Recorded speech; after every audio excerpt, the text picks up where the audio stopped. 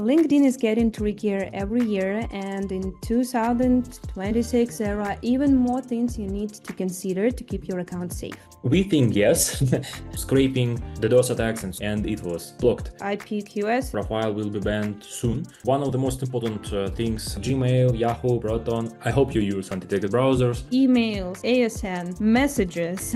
Do what you gotta do in your outreach. And 5, 5, 5, 10, 10, 10 per day. Premium gives you features, so you are restricted, but you keep on paying for your subscription. I'm Julia from Linked Helper, the tool for safe and smart LinkedIn automation, and today I'm back with Nick from Link Unity, an account sourcing agency. They help people to scale their lead gen safely on LinkedIn. Well, Nick, welcome back. Yes, thank you for inviting. So my name is Nick. I'm founder of Link Unity. We run LinkedIn rental agency. We help companies to scale outreach with our additional profiles. This year, we lost a lot of profiles. Actually, it was two big waves. Because of this, as usually it happens, we learned a lot, and now we want to share what we know, and so you can improve stability and quality of your profiles. Well, that's great. Actually, Nick already joined us in one of the previous videos where we broke down LinkedIn safety pitfalls. Yeah, we broke down LinkedIn bans and safe outreach strategy. And that video blew up for a reason. People finally got insight on all those LinkedIn pitfalls. Today we are continuing this topic, and actually we're gonna bust 10 myths about LinkedIn safety that can cost your accounts on LinkedIn. Yeah, and we're gonna share what actually works in 2026. Well, but first, here's what I want everyone to understand. LinkedIn doesn't just count the number of invites you send. They look for much more. They look for behavioral patterns, login patterns. They track your IPs and emails and much more. So what worked like 2 years ago, maybe a year ago, forget it, because outdated advice can lead to account restriction. So today we'll share only fresh new advice. Let's get started, and let's start with the biggest trap. I think the first one is number one: any proxy will work for LinkedIn. Well, most think any proxy will do the work. Doesn't matter if it's data center, residential, ISP. Yeah, doesn't matter, but experience shows otherwise. Nick, why do data center fail now? Yeah, actually, there are only one type of proxy we use right now, and we think that this is the only safe proxy type we may use. Actually, people were using data center proxies a lot for LinkedIn because it's cheap, but data center proxy easy to detect, and no real users actually use data center proxies. So that's why for LinkedIn, data center proxy means that it is automation or some other bot activity, right? The other type is mobile proxies. These types of proxies considered safe, but only if you use your own infrastructure. If you're able to build your own mobile proxy infrastructure with modems or mobile phones with SIM cards in your country, then this may work. But if you will use some other provider on the internet, for you it will be difficult to track quality of the proxies, rotation of the proxies, operate mobile telecom providers, and so on. And in fact, mobile proxies from other vendors will be worse than the other. Only one type is ISP proxies. It's also called static residential proxies. This is particular IP addresses from real home internet providers. So for LinkedIn, it looks like you use your regular home internet. So that's why it is the most safe proxy. And also it's easy to control quality of the proxy and IP because you always have the same IP because it's static. So it's not rotating. So ISP is your choice. Don't try to save money here. The difference is data center costs 50 cents, ISP costs $2, $3, $4 per month. So it's not big difference, but big difference in stability of the profiles. Yeah, actually, like maybe $3 more, but the great difference for the safety of your accounts. Actually, I've seen accounts die overnight because of low quality proxy. Yeah, because they are like totally instantly detected as these data centers as something robotic, automated, red flag for LinkedIn. That actually breaks a huge misconception already, but even if you are using the right proxy, the right kind of proxy, yeah, ISP, it doesn't mean you're fully safe. Yeah, there's much more. And this leads us to myth number two: a good proxy is enough for LinkedIn. or not. Yeah, so even if I buy ISP, but all IPs come from the same provider, that's still dangerous, right? Yes, it's important to mention that we talk not about the proxy provider, like any company on the internet you buy proxy from, but the particular internet provider in a particular country, which works with your proxy provider. So this is particular code, like it's called ASN. It's code number for physical internet provider in the city, in the country, like your home internet provider. They also have this code. And if you run hundreds or thousands of profiles, and even if you use right type of proxy, ISP proxy, if all those profiles will be on the proxies with the same ISN, so the same internet provider, it will be additional pattern for LinkedIn to group your profiles and block, because usually, for example, we work a lot with Brazil profiles and we use Brazil ISP proxies. We have checked actually every proxy provider, and they are able to provide only proxies with one ISN. And this is the small company, small internet provider in Brazil. And if LinkedIn will see that we run thousands of profiles and all of them come from small local internet provider, it will look suspicious, because LinkedIn or any proxy checker you found on the internet, it's free, will show you the number of IPs this particular internet provider have. They may have 5 or 10,000, and if you will run 2,000 or 3,000 profiles on those IPs, it will definitely look like this particular ISN is used only for LinkedIn automation, and LinkedIn will block those IPs or even subnets of the IP addresses. So you should diversify ISN if you run hundreds or thousands of profiles. What about office buildings? They must also share like the same ASN, yeah, this code. Doesn't it matter for LinkedIn in this case? Actually, it still will be different IPs for one router, one floor, one office, so it's not the same IP address for the whole building. For example, in your home, you have one IP address, but your neighbor will have another. So it's still different, not the same. But they will come from the same subnet group of IPs, but it's not so important for LinkedIn. You need to diversify at least, well, better everything, but at least something should, well, be different, yeah, if you manage Yes. multiple accounts, if you have those, a lot of them. Okay, so one good proxy isn't enough. Yeah, you need to, well, you need to diversify your network, yeah, not just IP quality, IP provider. That's like digital fingerprints. Yeah, if they all look alike, LinkedIn notices this stuff. Speaking of fingerprints, this brings us to myth number 3.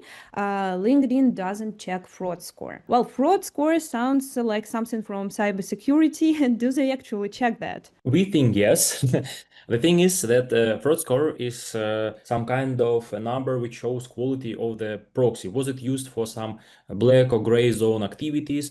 Because when you buy proxies from proxy providers, you should understand that all those proxy providers also provide proxies not for LinkedIn automation or watching some websites which are blocked, but also for scraping or something, even something illegal. So that's why there are databases of the proxies, because every company like LinkedIn and a lot of other big companies check IP you use, so to protect their systems from scraping, DDoS attacks, and so on. And when you buy proxy, you should check this IP on IPQS, for example. We think that IPQS service is the one which is used by LinkedIn, or they may have the same database, because we have seen the same patterns and mistakes even on IPQS and LinkedIn. So it leads us to the idea that they have the same database or work together. And also IPQS mentioned somewhere that they work with LinkedIn. This is also a clue. And the IPQS will show you the fraud score and some other important things like abuse report and some other reports. And you may see, is it green proxy or red? If it's red, it's better to ask for the replacement or just buy another one. Maybe this proxy was used even for LinkedIn automation before and it was blocked, and right now you will use the same IP. But even it was used for something else, LinkedIn will definitely see the IP score quality of the IP you use. So you always need to check it before you log in the profile with this particular proxy. Okay, so this IPQS, that's IP quality score website, if it's like clean IP, yeah, if it wasn't used for darknet activities, I'd say, yeah, like crawlers maybe. Well, actually, that matches what we found in our proxy testing experiment. We tested more than 100 proxies from more than 40 providers using exactly IP quality score service. And well, guess what? More than 80 proxies were red proxies. They failed. Fraud score matters. And that's very important to check as well. So once proxies are clean and diversified, the next layer is the account setup. Yeah. So this brings us to myth number 4. Changing your login and password keeps you safe. Well, some people think, me too, actually, that changing credentials of your account regularly, yeah, if you do this regularly, adds safety to your account, yeah? Like, sounds like a smart idea. What's your take, Nick? We found out that when we change primary email address or change password, it highly increases the chance of the profile will be banned soon, because for LinkedIn, it looks like ownership movement or hijack of the profile. So LinkedIn detects it, especially if right after the change of the email or password, you start your activity, LinkedIn will block it and ask for the real owner to verify the profile. So that's why we try to lower those activities as much as possible. But when is the right time to change password if I need to do so? If you need to make sure that you use the same ecosystem infrastructure, so the same IP, the same browser, the same digital footprint, and also make sure that right after the change, you will not do some high-level activities like connecting 50 people per day or something else. So just let your profile cool down for a day or two and then start to increase your activity. If I manage someone else's account, I get, well, credentials, I get access to that account, and I integrate it into a different now, like, environment, yeah, this ecosystem. That's already kind of noticeable for LinkedIn. And if I change the credentials the same day, and then on the second day, I'll start sending 100 connection requests, that will be total red flag, yeah? So, like, if you do this all kind of the same time. Yes, and actually I can share a life hack, because when we source accounts for ourselves, they come from real owners, because we attract real owners, pay them monthly, they provide accounts to us, and we were changing emails and passwords before, but right now we found a solution how to protect the profile and to control it without changing email and password. And the solution is 2FA verification. So you log in your profile, or even ask your friend, or in our case, profile owner, to set up 2FA authentication with a Google authentication or other service provides those codes, short time codes. And with this, you have full control of the profile, but you don't need to change those email and password stuff. And for LinkedIn, setting up 2FA, especially from the old mobile phone, which was used already for LinkedIn, it is in fact more secure option. So LinkedIn will even trust you more, because you set up 2FA on your first used phone, and then you log in to the new infrastructure with the same email, same password, and even new 2FA code. Seems solid. Okay, I love that. So keep your login environment consistent if possible. Yeah, set that two-factor authentication on your account. Changing too often can trigger LinkedIn, especially if you place this account into new ecosystem, new environment. Speaking of security habits and what sounds right, but in fact is not. Let's talk about email domains. This brings us to the next myth number 5. Using business emails is safer. This one surprised me too, actually. You'd think using your company domain looks more professional, but that's not.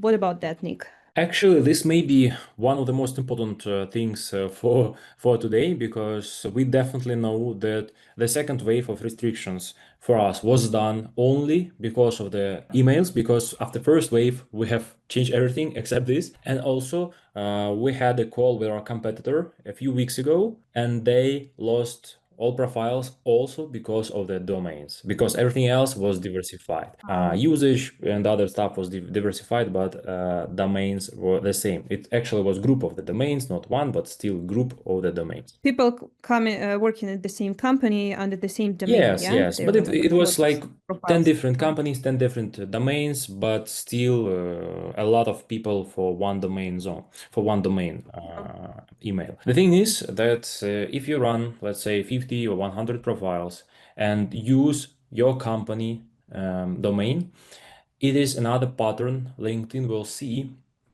and this will be the way to group the profiles, because LinkedIn will see that, okay, they have the same email, they send almost the same messages, they have almost the same amount of activity, like 30 invites per day, every day, Mhm. and the same ISN provider.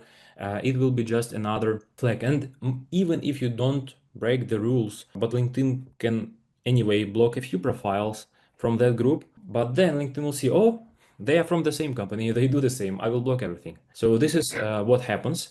So that's why we moved to using personal email profiles like Gmail or Outlook.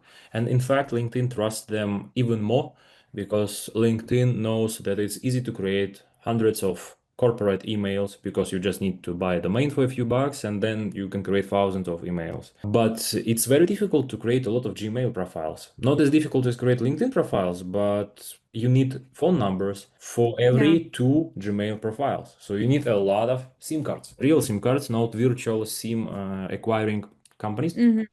but real SIM cards. With Outlooks, it's a bit easier, but still you need to have all this infrastructure, you need to do it right, you need to warm it up anyway. Because it's difficult to create fake Gmail Outlook profiles, LinkedIn trusts them even more. And as it's personal emails, LinkedIn cannot group it, because LinkedIn cannot group all people using Gmail Yeah. or Outlook, right? So that's why LinkedIn cannot actually do something with this. So that's why we moved to that type of email services. Let me get back to the point you mentioned. Once one account got blocked, others were restricted too.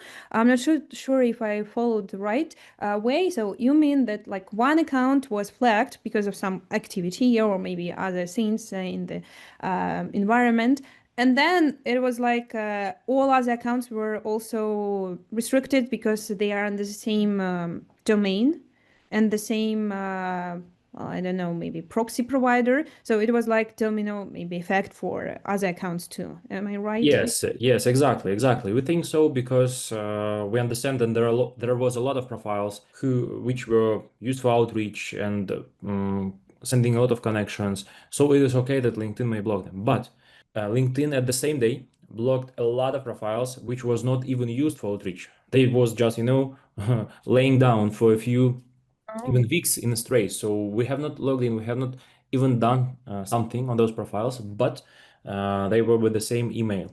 And that's why we think that yes, LinkedIn group it and block it. Well, that's counterintuitive, I'd say, because seems like, well, professional accounts under that company email, but I get what you're talking about. Yeah, that seems valid for the safety, in terms of safety reasons. Stick to personal, long-lived emails, yeah, like Mhm. Gmail or Outlook. They perform much better in terms of safety. We got that. So let's move to the next one. You only need to diversify proxies. Let's say I've done my homework with proxies. I have ISP proxy, I diversify provider. Am I safe now or not? Is it just the part to the whole picture?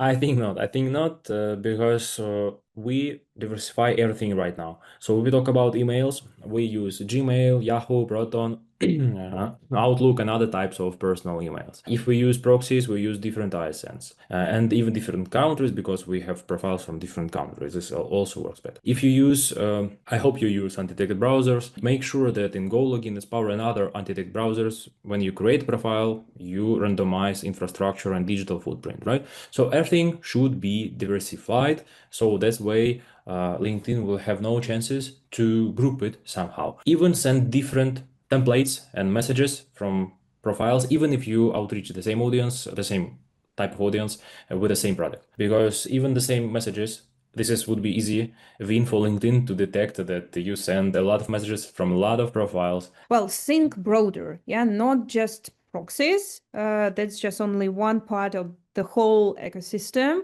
but also emails, well, ASN, messages, well, activity types. Yeah, also write this. Okay, diversify as many things in your setup as you can. It's about common sense, I think. Yeah, you're right here. So once setup is solid, the next question is behavior and activity. You mentioned, yeah, messages and your activity on LinkedIn. So let's talk about this and about warming up your accounts. So myth number 7, you must post content for your account warm up. Yeah, so is it true? Lots of people think that posting content is the best way to warm up your account. Like you engage on LinkedIn, you are active. Yeah, I also think the same way. So like you post, your account looks alive.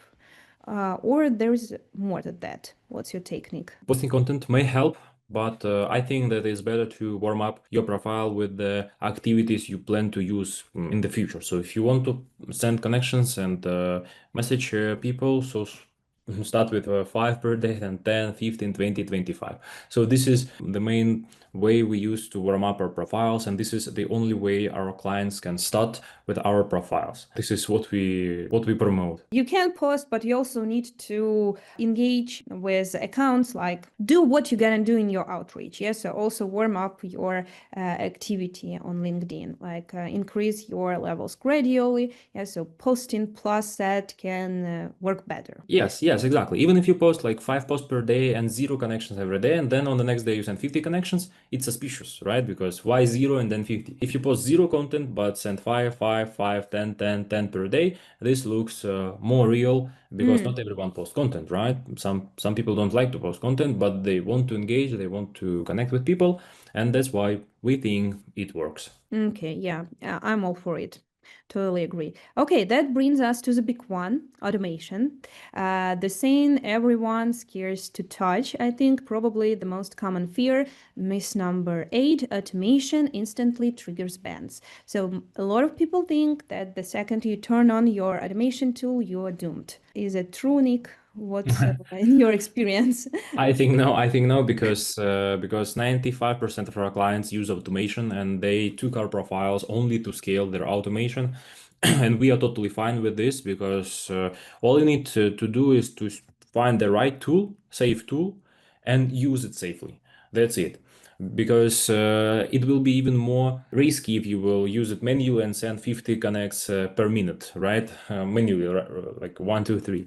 Yeah. So this is not a problem. You just need to choose safe tool and use it safely with all the rules we mentioned. Right. Okay. So automation isn't the problem. That's how you behave on LinkedIn, what settings you set. Yeah. So honestly, even the safest automation tool can be compromised if you do something manually the wrong way, like using the account at the same time from 2 devices. Yeah, like parallel activities. That's an instant red flag. Or you run an account automation tool and then you do something manually while like mobile application, or having suspicious Chrome extensions. We know that LinkedIn can actually detect those installed in your browser, or jumping between accounts, but using their profile URLs, opening them via links. So even if you do this manually, like you can trigger restrictions. Well, so yeah, sometimes manual activity is way riskier than automation. And as you mentioned, it's most important to, well, choose a safe tool, yeah, that won't put your account at risk. Okay, and speaking of things people think keeping them safe, but actually not, let's talk about myth number 9. Premium accounts don't get banned. Well, some users feel safe because, well, they're paying LinkedIn, yeah? They're paying for premium subscriptions, but are they really kind of immune from restrictions? I think that premium subscription is not a bribe to LinkedIn, so it doesn't help you. Because if you pay for premium, you may use premium features. Why not? If you pay for Sales Navigator, you can use sales navigator features, but it still does not allow you to break LinkedIn terms, because LinkedIn will protect it anyway. If you pay or if you don't pay, it doesn't matter. So this is how it works. And we think, and based on our experience, there are actually zero difference between ban rate on premium and not premium profiles if you use regular connections, messages, and so on. Okay, yeah. So paying more doesn't make you invisible, yeah, for LinkedIn. Premium gives you features, but not protection if you try to violate LinkedIn's rules in terms of use. If you use premium and you use your card and your profiles got banned, you will have a lot of difficulties with canceling your subscriptions. You will need to message a LinkedIn support team. You will receive zero response. You will need to push them. There are actually a lot of stories on the internet about difficulties with canceling subscriptions after your profiles got restricted. Ah, so you are restricted, but you keep on paying for your subscription. Yes, because LinkedIn think that you will just verify your profile and recover it. In some cases, it's possible, right? But sometimes you may face some issues with persona or clear verifications. It's a very common thing right now. So you will have difficulties. You will need to cancel it manually. It even happened with our clients. They paid for 1 year subscription, profile got blocked in a few days after it, and then they will need to ask for the refund. It took 1 month or even more to get the Wow. refund for this Okay, subscription. yes. There's gotta be like different departments, those working with restrictions and deciding whether to lift them up or not, and others working with subscriptions. They might not check their information on your account. So this department doing their job, that one don't want to restrict you, don't want to recover you, vice versa. Okay, I see. That's interesting. All right, last one and probably the most comforting myth to bust. That's myth number 10. Once you banned, your account is gone forever. When people lose an account, that's frustrating for sure, and they assume that it's gone for good, but that's not always true, right? Of course, usually LinkedIn allow you to pass verification and continue, because LinkedIn block you even if it's first time or second time. It's usually not for breaking the rules and trying to delete you from the platform. It usually because LinkedIn aware that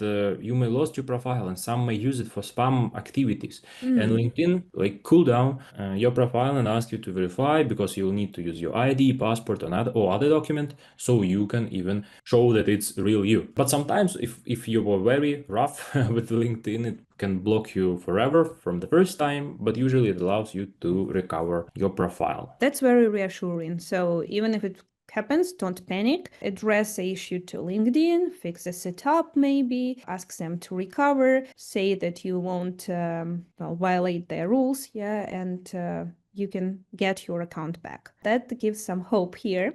Okay, so let's recap our quick safety checklist for 2026. First, and please say me if I'm wrong here or if I need something to add. So use only ISP proxy, yeah, with low fraud score. Then diversify everything: ASN, emails, activity patterns, messages. Keep credentials stable, consistent, yeah, like your login and password, don't change them. Use personal emails like Gmail, Outlook, not business ones.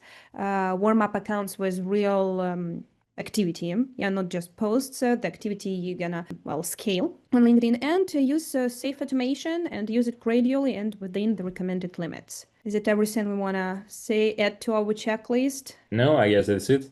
But also there are a lot of other rules, but they were covered in previous videos with me and Yeah. others. So Yeah, so if you missed our first video, yeah, about bands and warm-up activity, check it out on our YouTube channel, and you'll know more about the safety and safe outreach strategies on LinkedIn. Okay, so staying safe on LinkedIn is about control and awareness. Be aware of all these things, yeah, keep them in mind, set for your account, and then you can scale your outreach. So there you have it, 10 LinkedIn safety myths busted. Huge thanks to Nick for sharing real data and insights from the field. It was nice having you here, Nick. yeah, thank you. I hope all these things will help our audience to make their profiles more stable and receive more results with LinkedIn outreach and LinkedIn automation. Okay, and of course, if you found this video helpful, subscribe, like, and stay tuned for more LinkedIn safety tips and outreach strategies. Stay safe and see you in the next one.